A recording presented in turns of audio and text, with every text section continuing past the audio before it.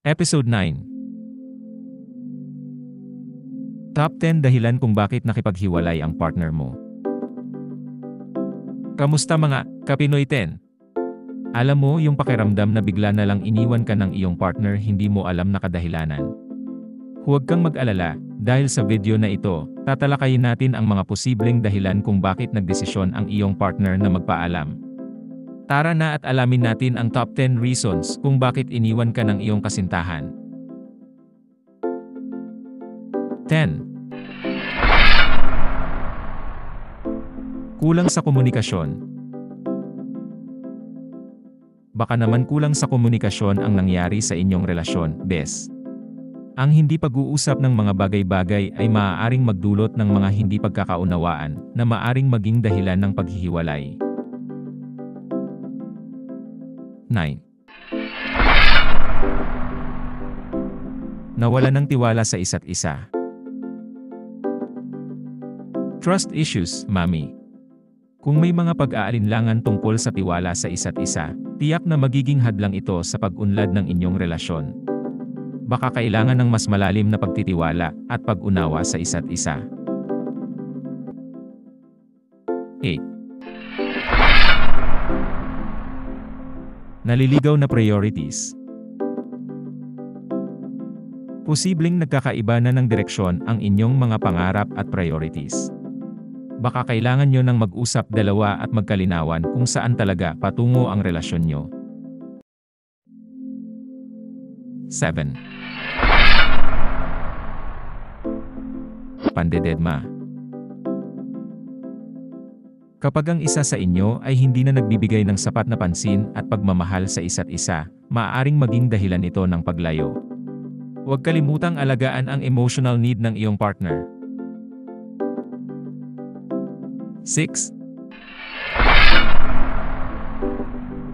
Masyadong controlling. Kapag ang isa sa inyo ay sobrang kontrolado at ayaw magbigay ng space sa partner, maaari itong magdulot ng pagod at frustration.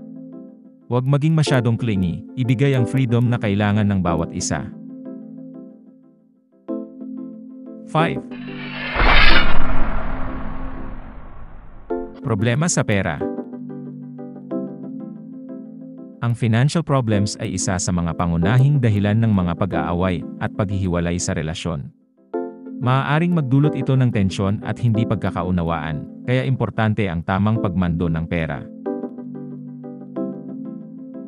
4. Hindi kayo compatible. Baka naman hindi na kayo tugma sa isa't isa pagdating sa mga bagay-bagay tulad ng interes, values, at goals sa buhay. Mahalaga ang compatibility sa pagpapatuloy ng isang magandang relasyon, Inday. 3. Wala ng effort. Ang pagkukulang sa pagbibigay ng effort at atensyon sa isa't isa ay maaaring maging dahilan ng paghihiwalay. Huwag kalimutang ipakita sa iyong partner kung gaano mo siya kamahal at kung gaano siya kaimportante sa iyong buhay. 2. Infidelity. Hindi maikakaila na ang infidelity o pangangaliwa ay isa sa pinakamasakit na dahilan ng paghihiwalay. Kung mayroon mang hindi pagkakatiwalaan sa relasyon, dapat itong masolusyonan ng maayos at hindi gawing dahilan ng paghihiwalay. At number 1. Falling out of love. At ang pinakamahirap tanggapin ay ang yung pagkagising nyo na lang isang araw, hindi nyo na mahal ang isa't isa.